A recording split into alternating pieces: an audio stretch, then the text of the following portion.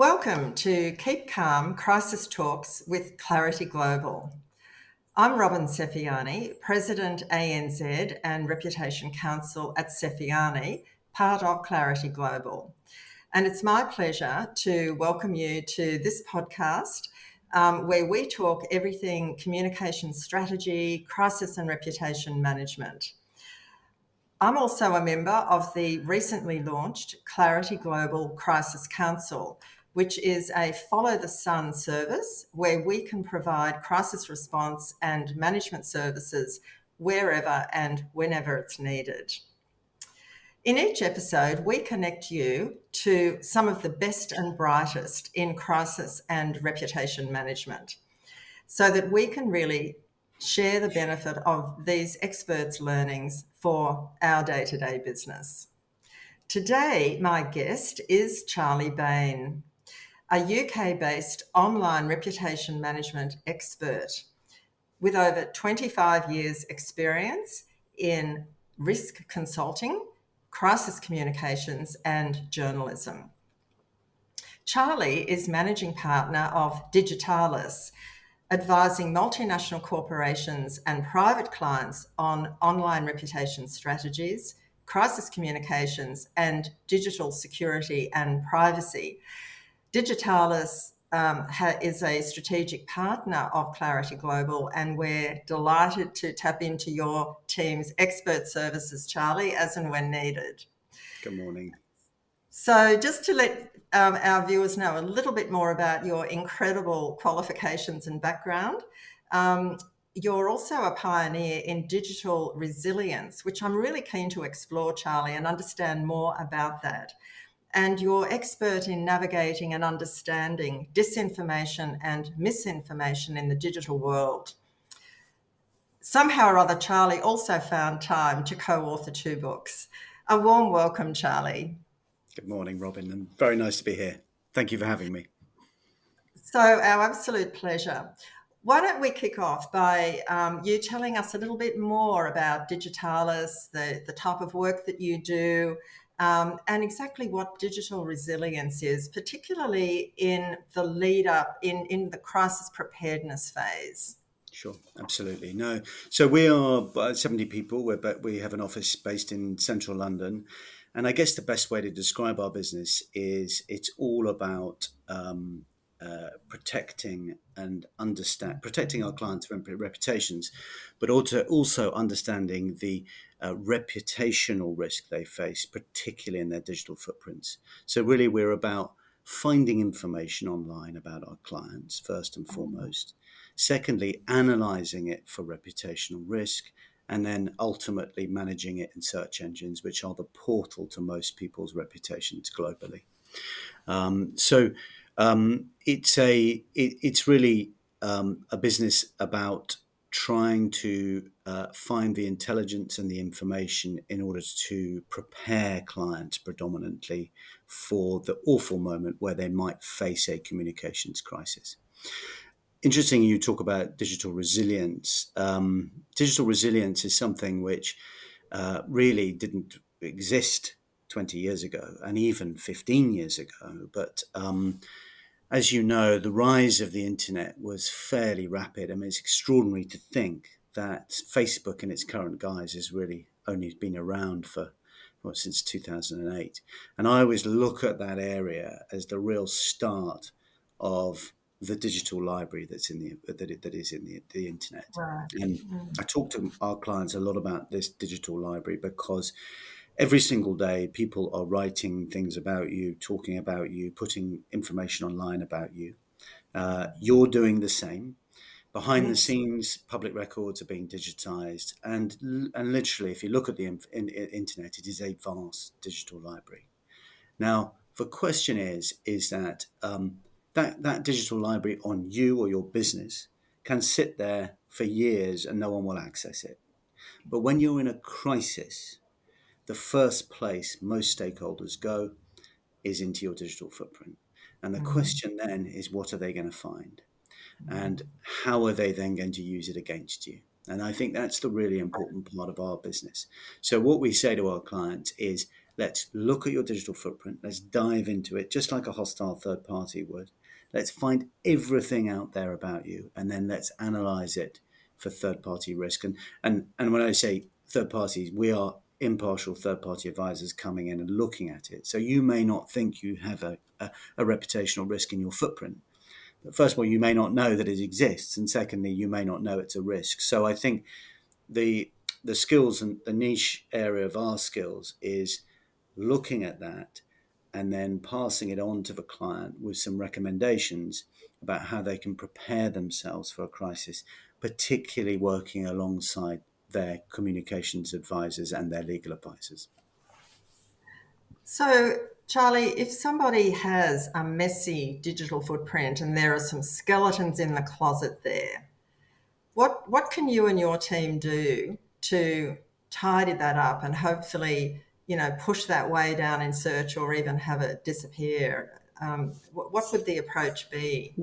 Well, I think it's more probably there's two areas to look at. First of all, there's reputational risk, and then secondly, there's privacy risk. So, as you and I know, Robyn, when clients are in a communications crisis, things can get very personal, and it tends to be that CEOs, boards, chairmen, they tend to have their private lives written about.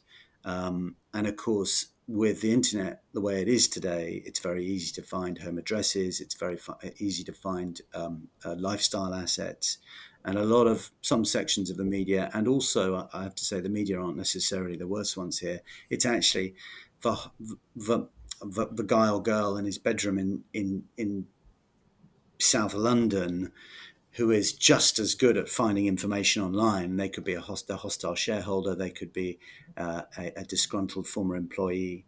Yeah. And so really it's about saying what is out there, which is a privacy risk. And actually a lot of that can be applications can be made by lawyers to remove some of those things like home addresses. The other area is the reputational risk. Now, this could be anything in your digital footprint which we analyze as being a potential issue. And really, a lot of that information you can't remove, but you have to sit there and you have to say, what am I going to say about it if it ever surfaces? And as I say, in a crisis, this is where this is highlighted. So again, it's informing the communications advisors that this exists. It's a problem, but you have to say something about it, or maybe you don't say something about it, but at least you know it's there. And I think that for a lot of clients is a comfort. It's not going to be a shock. It's not going to be a surprise when suddenly a call comes in and they're asked to explain it. So it's all about preparation, and that's the key main area. Just on the search engine side, this is again where we come to digital resilience. We always say that, and I look at the first page of Google as your global business card. So everything on that page should be balanced. It should be contemporaneous. It should have your messaging and how you want to be seen to the world, to be strong, robust, resilient, and messaging should be high up. So again, what we do is pre an event, pre an announcement, we work with our clients and our advisors to make sure that that first page looks exactly how they want to, because I think that is very, very important when people are Googling or researching you in a particular moment. I must say, I think LinkedIn is such a powerful personal branding platform. And I often talk to clients about ensuring that their LinkedIn is as true and authentic and impressive as it possibly can be, because tends to be the first place somebody will look for their digital profile. So how do you train an individual or a company to be battle ready with their digital footprint? It's obviously a very human type of management process. Do you actually provide training, or do you have experts in your agency that help individuals and companies? How does that work, Charlie? Yeah. Well, often once we've conducted these reputation and privacy audits on a client's digital footprint, it will throw up all sorts of issues. And in particular, we'll find content which maybe stakeholders in the organization, employees, etc., may have been putting information out online, which is possibly not helpful to the company. Now, every company will have a social media policy, I hope, which will be put in place to say what you are and you're not allowed to do. But I guess one of our roles is to come in and just make the company aware. It's really awareness training. It's not saying to employees or stakeholders, don't use social media. That's really, really important, because the minute you say don't, everybody will. No one's going to listen to that. And it's an unstoppable train now, isn't it? The train has left the station with regards Oh, yeah, well to and our truly. digital lives and digital activity. But I guess what it is saying, look, if you do put this bit of information online about your company, this is potentially how it could be used. So you may just want to think, just take a step back, take a breath before you post, because you need to analyze that for potential harm, I guess, or harm that it could do to the company. So really, it's as I say, when we come in and conduct these sessions, if if an employee leaves the session knowing one new thing about the digital world, and particularly the hostile digital world, then we think our job has been successful. Sounds good. So that's getting prepared for the crisis, and getting the digital footprint house in order. Let's move to a crisis occurring. Um, if in a major crisis disinformation is rife, as it often is, especially on social media, how do you map out what's going on, the extent of hostile, untrue narratives, let's say, and how can you help provide advice to the crisis communication advisors who are, using their very best judgment to advise the client? Can you tell us how that works, Charlie? Yeah, it's a very good question. And I mean, first of all, just on the very straightforward thing of a crisis online, obviously, as you know very, very well, once a crisis kicks off, it's like a fire and it spreads very, very quickly. Yeah. And unless you douse it and get on top of it, it could rage for several days. And I think one of the key things we always advise clients and their advisors on is monitor, monitor, monitor. Look at everything. You need to know absolutely everything that's going on out there about you, and then that will give you the absolute early warning and tools information in order to know how to respond. The second thing is you rightly raised disinformation, because when a company or an individual is in a crisis, disinformation is rife. And it's really important to also explain here the difference between disinformation and misinformation.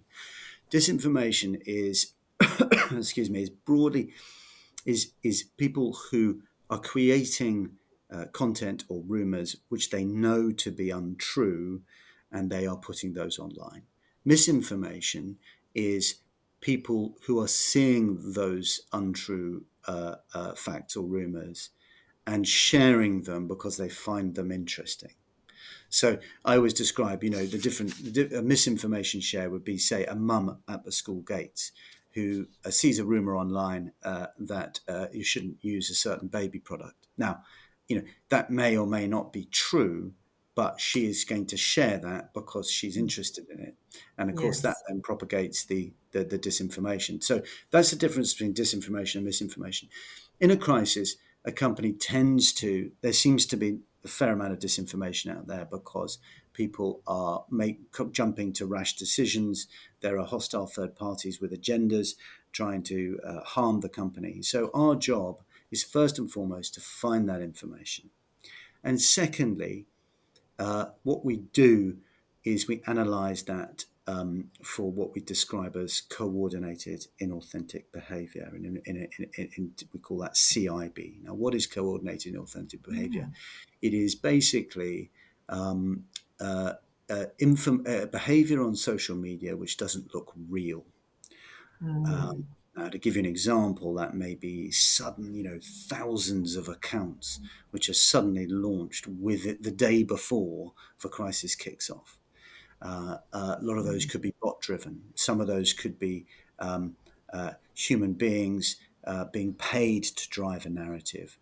Some of those could be accounts which just simply look fake and ridiculous because they have hardly any followers and more following than followers. You can pick up coordinated inauthentic behavior really quite quickly. And I guess the question then is, what do you do when you see that? Platforms don't like that. I'm telling you now that if they are presented with information which proves that A, the narrative is entirely fake or it's completely wrong, and secondly, there is coordinated inauthentic behavior driving that and amplifying that, they will move very quickly to take that information down.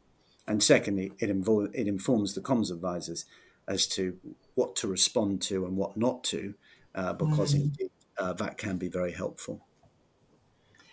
I mean, that is enormously valuable intelligence that you're finding and passing on to the comms advisors, because the worst thing that can happen in a crisis is a vacuum of either information, or there's so much information you don't know what's true and what's false. Because again, crisis communication relies so heavily on judgment, doesn't it? And that's human judgment based on assessing all the facts that are available to you. And obviously you are providing a lot of that information that is informing that judgment. So when we talk about malicious actors, Charlie, in your experience, where can these come from? I do a lot of work with a client in the cybersecurity space. So malicious actors in that space are obviously, trying to breach privacy, spam, phish, whatever. When you talk about malicious actors in online reputation management, is it, as you've just described, people who are intentionally inserting disinformation? And if that is so, what sort of circumstances do you see that happen most often in? Is it, for example, prior to an election, a political election? Is it if a company is in crisis and people intentionally want to make the situation a whole lot worse? I'd be intrigued if you have a sense of, are there particular types of situations where malicious actors will be more visible, more active? Yeah, that's a really good question. I like the fact you've raised the cyber security angle, because generally, broadly, I always think that cyber hostile actors sort of they kind of fall into, I guess, probably three areas actually. One is those who commit cybercrime for financial gain, which is probably the most predominant cybercrime out there. Yeah. Those who commit cybercrime for some sort of potential political or state gain, and thirdly, the hacktivist, the guy, and that is, as I say, the guy in his bedroom who just wants to cause mischief, and of course, to a certain extent, in a big disinformation campaign, that's relatively similar. We've seen clients who have been attacked by people just for the hell of it. They're getting on the back of the crisis and laughing at the client and the client's business for what's happened. We've seen state involvement, geopolitical state involvement in some corporate cases. So people stirring the pot because, again, the confusion creates uncertainty. And then we have seen in some cases when this is maybe two occasions we've seen this, what we believe to be competitors paying hostile third parties to cause harm.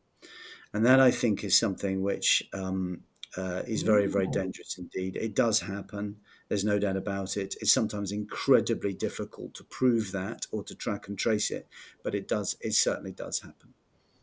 So, in that example, Charlie, would that be um, calling into question, say, the quality of a product or service? Because I'm thinking, what else? What would a competitor do, or even allege maybe unethical behaviour? I mean, what sort of?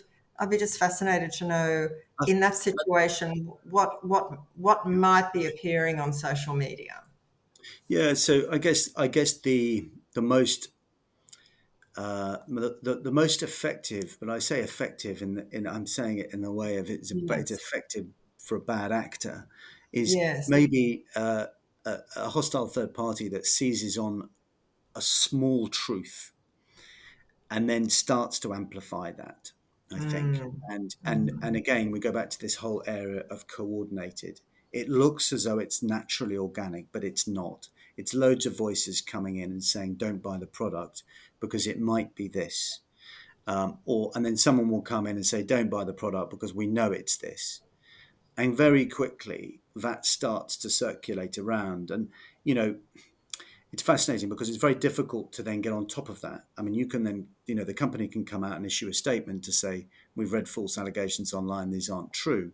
But if they are cleverly put together, you know, it's very difficult to gauge how that perception has settled, if that makes sense, or how that message has settled amongst customers. Mm. So, you know, and again, we might talk a little bit about deep fakes because the deep fake is something which is incredible, can be very, very, very effective, horrible, nefarious activity. People using deep fakes, but they can be very effective, and they have been very effective in a political sphere. And I guess my interest and concern is when the deep fakes which are currently circulating and being used in the political or geopolitical or state area are then applied to a corporate. Um,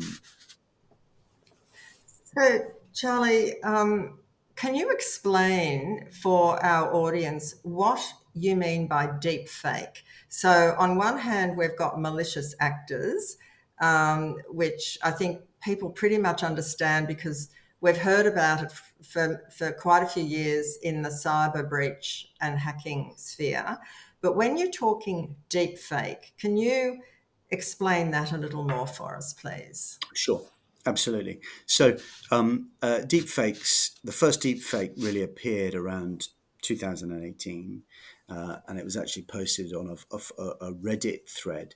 But really, what it is, it's AI generated content. So it's using AI software, which back in the day actually was used in Hollywood. So it was used predominantly Hollywood films, and it was all about manipulating video. So a deep fake video, and you get a deep fake video, you get a deep fake audio, but it looks and sounds like the person who it's Yes, portraying, but it isn't. yes, And why people are so concerned and worried about deepfake is because the software, this AI software, is now becoming more and more democratized. So back in 2016, it was very expensive. It took a lot of time to put together, and it could only be used by Hollywood studios. Today, you can go online and probably find, or you can actually go onto a phone, find an app which would make a deep fake in seconds. And the worrying part about this and the way that AI has accelerated is that all you really need is 5 seconds of someone's voice, which you can get from a YouTube video in order to make an audio deepfake. And you also need similar around video in order to make a deepfake. So the the question is, so why is this a potential problem? Well, people were very worried earlier this year because 2024 was seen as the year of elections.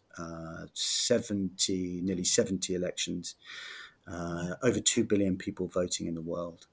And the worry and the fear was the fact that these deepfakes would be inserted somehow into the electoral process and they would influence an election.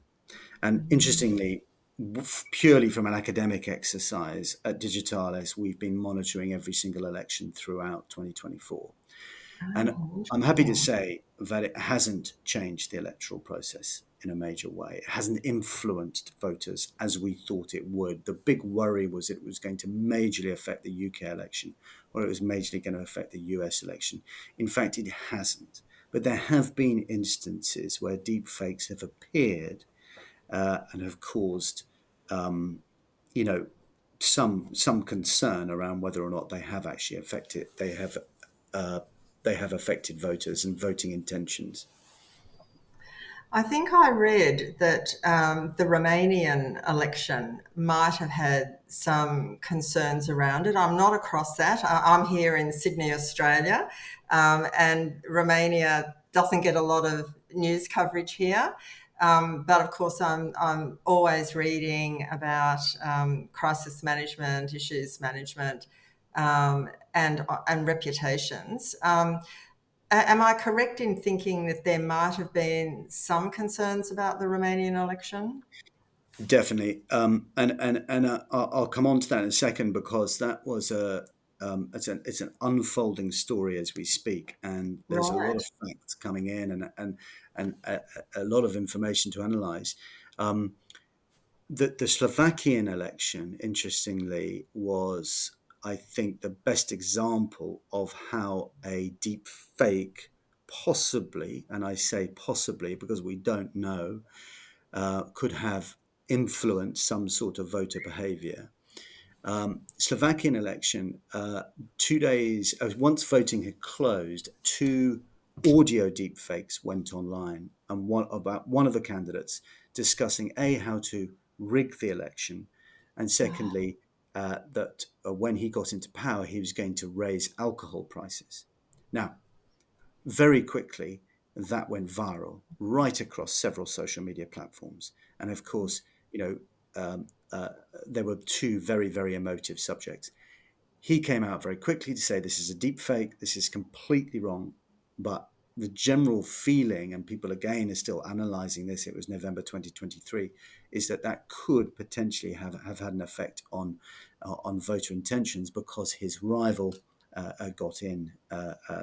Now, the other conspiracy theory here, and it could be a conspiracy theory, it could be true, is the fact that the rival was pro-Russia, and of course Slovakia being an interestingly where it's positioned in Europe with regarding Russia. Romania, slightly different case, but again similar sort of analysis, and that's very, very recent. That's only been in the last couple of weeks. What essentially happened was that well, what people are saying, these are what a lot of news outlets are saying, is that 2 weeks before voting, the first round of voting closed, one of the candidates came from nowhere to win. And one of the reasons for that was because he had a hugely sophisticated and very sudden campaign launched on TikTok. Right. Now, again, there is some sort of state geopolitical involvement here because that candidate was, again, pro Russia or deemed or perceived to be very pro Russia. And again, the intimation or the allegation here is that Russia were involved in some way. I'm not here to discuss whether that's true or not true, but Right. what I am interested in is that campaign on TikTok. And there was two facts that jumped out to me on that, and that was that suddenly, from nothing, 25,000 TikTok accounts went live over that 2 week period. And secondly, 800 of those accounts had lied dormant since TikTok's inception in 2016. So, Mm. suddenly you go from accounts which don't exist or exist but aren't used to suddenly becoming very, very active. And to me, that is coordinated in authentic behavior. And again, I think there's going to be a big a post-mortem on this as people analyze what's gone on. And of course, the main headline here is that Romania have now cancelled their elections for the time being, or postponed them. So they've actually stopped the election. So this has had a very, very very, very, very malicious Yes, effect. and a significant impact. Yeah. So if we move from politics to the corporate environment, um, have you been aware of any very significant disinformation campaign that has, caused a major crisis for a corporate? I mean, you have mentioned how a competitor can seed disinformation about a company, which actually I wanted to ask a question about that, just going back to that point. Um, I've worked with a lot of clients where there have been cultural issues in an organisation. We're seeing an increasing number of crises come about because of bad behaviour by people in power in organisations.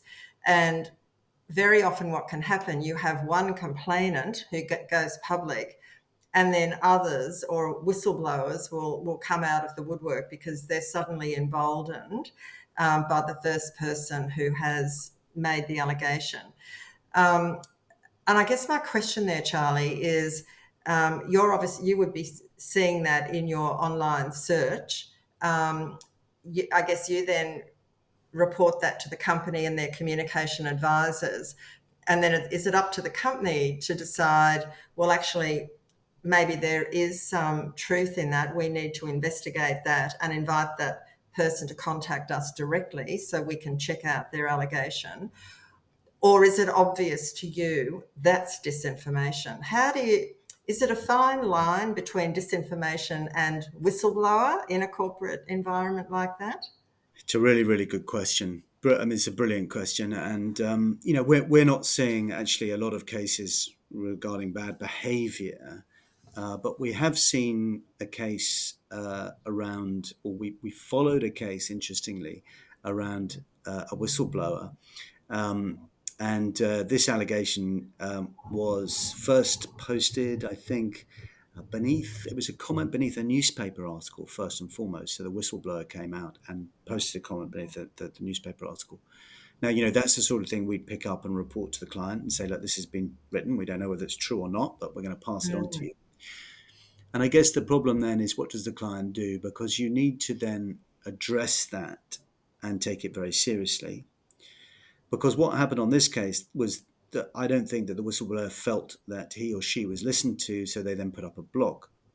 And the blog was optimized very well, so people Googling that company would see that blog quite quickly. And then further allegations came out, and I think the company possibly didn't do much then. I don't really know. But I think the key thing is you need to know, and you need to gather everything. So it's no point saying, oh, I didn't see that newspaper article comment 4 years ago.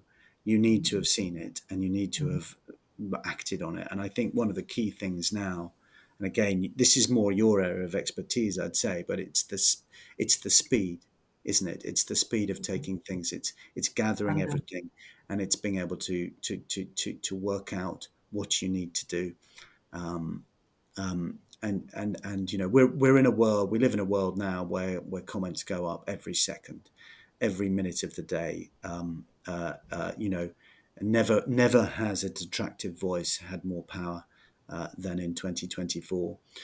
So you need to have a plan in place, and you need to know who in the organisation is going to deal with it.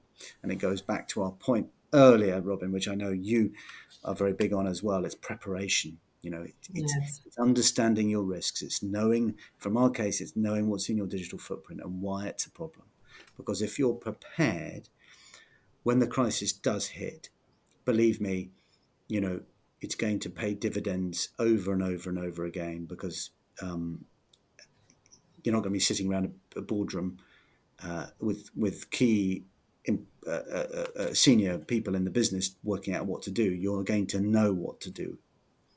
Exactly right. I mean, it's I sometimes describe it as people who are not prepared, who haven't done the risk assessment, haven't got the crisis plan in place, the protocols, even the draft narratives for different risk scenarios, they stand like a deer in the headlights. They're in shock, and you just can't. You don't have the luxury of time. For all the reasons you've talked about in social media, you need to be responding extremely quickly. So just now to circle back to any corporate example that you could share where maybe a brand has been very publicly damaged through disinformation. Is there something you could cite there, Charlie? Yeah, of course. And you're absolutely right. A lot of this at the moment is limited to state on state, predominantly. And I'm not saying that there aren't corporate examples. There are corporate examples every single day. But when we see big disinformation campaigns, it tends to be state on state where we get to read about these, and they're amplified the most.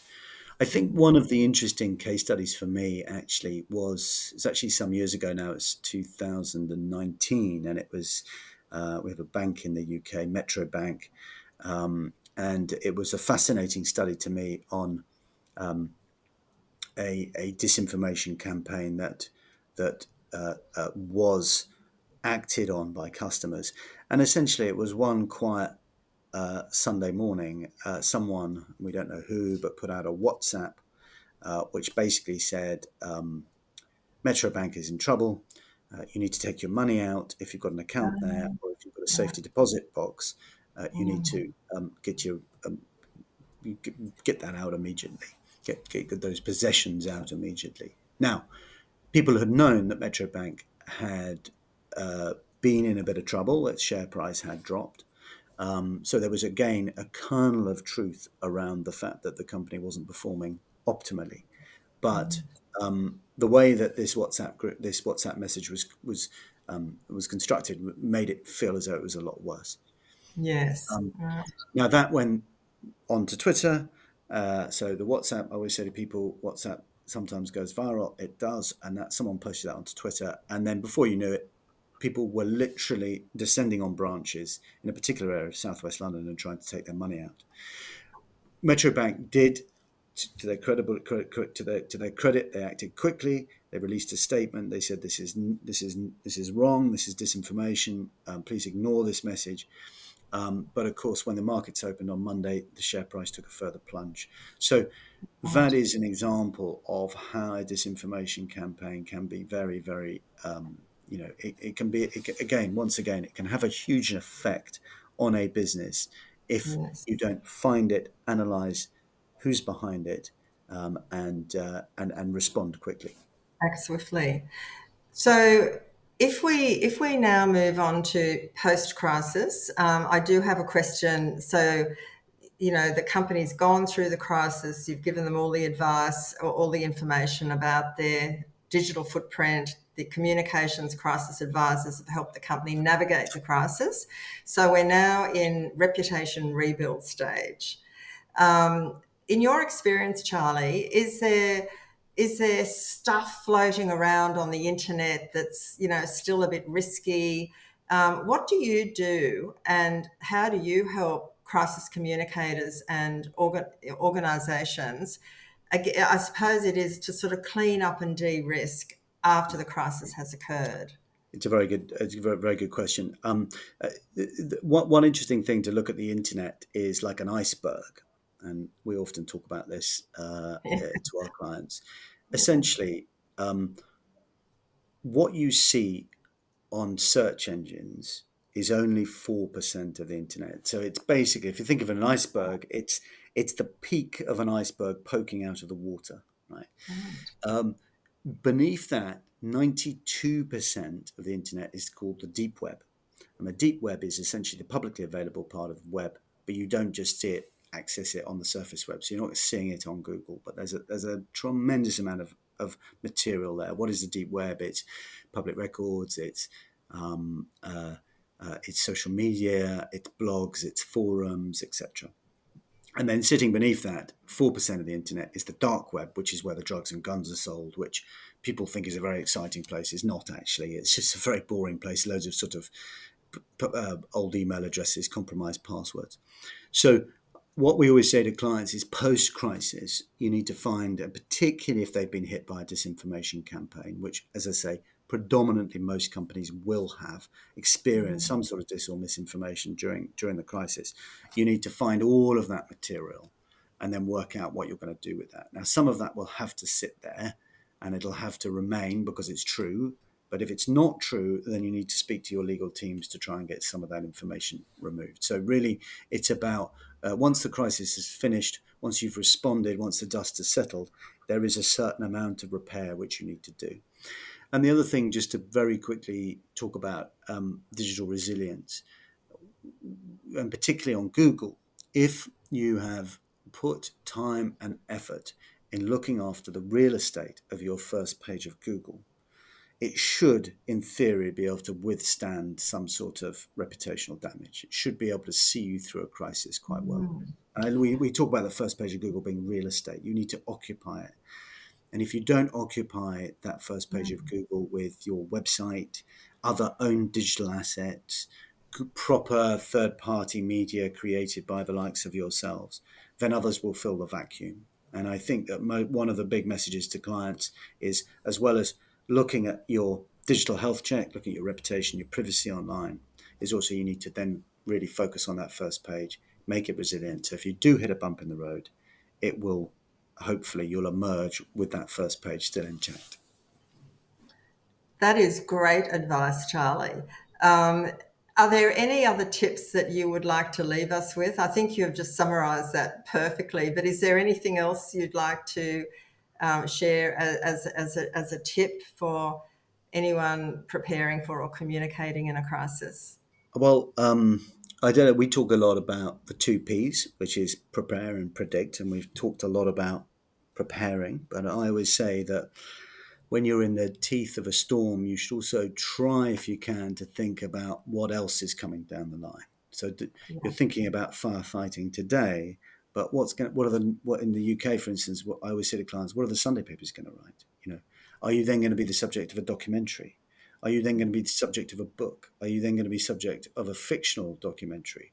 I've had one in the UK which has been very, very interesting, is around the post office scandal, which you may have heard of in Australia. But the post office scandal raged for many, many months and many years, actually. But it was only a fictional drama that actually triggered people to take notice. And there's lots of things that are being done around that at the moment. So think about all the way through the cycle, the crisis cycle. It sometimes doesn't stop after a week. It can go on for many years. What's that going to be?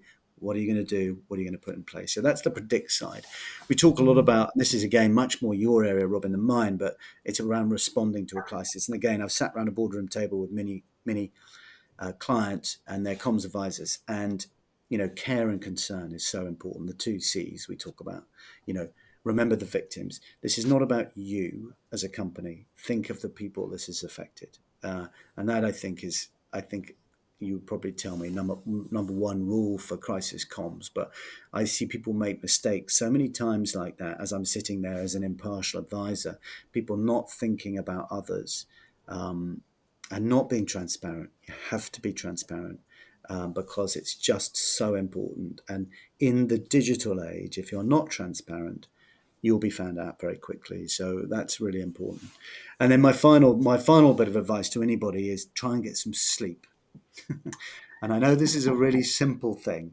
Yeah, this is a really simple thing. But when you're in the teeth of a crisis, you just think your world is collapsing, and all you can think about is how this is going to end up. And you've got to remember this is a marathon. It's not a sprint. And there's a great quote which I love. It says, "The best bridge between despair and hope is a good night's sleep." And it's very, very true. If you manage to just go to sleep, get up in the morning and begin the day again, it will pay dividends rather than trying to stay up all night, exhausting yourself, because that is not the way to do it, in my view. So that's my final tip, would be get some sleep. Charlie, that's a fantastic segue into me reminding our audience about why the Clarity Global Crisis Council was formed.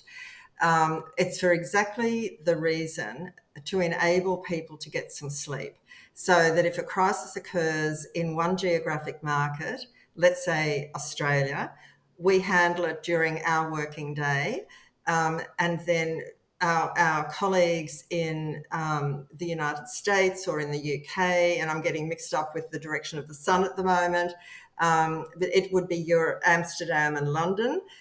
They can then pick it up while we're getting sleep, and then while they're heading to bed, our colleagues in America can pick up the crisis, and can be monitoring what's going on in social media, monitoring what journalists are writing, so that when then we wake up, we've got all this information at our fingertips. And it just enables us, anyone within the Clarity Global Crisis Council, to be able to make well-informed, rapid decisions with an alert brain. Because as you say, if you're dog-tired, it's very, very difficult to make informed decisions. So, Charlie, it's been an absolute pleasure talking to you. I'm sure, I just feel we could talk for hours, but regrettably not. But I'm really delighted that we have a strategic partnership with you and Digitalis. You really are just such an expert firm. I really enjoyed chatting to you and one of your senior colleagues a few months ago when I had a client in crisis, and really appreciated the advice you were able to give us at that time. So thank you so much. I hope that you have a great day. And to our audience, I hope you'll join us again next time. And in the meantime, keep well and keep calm. I'm Robyn Sefiani. Bye for now.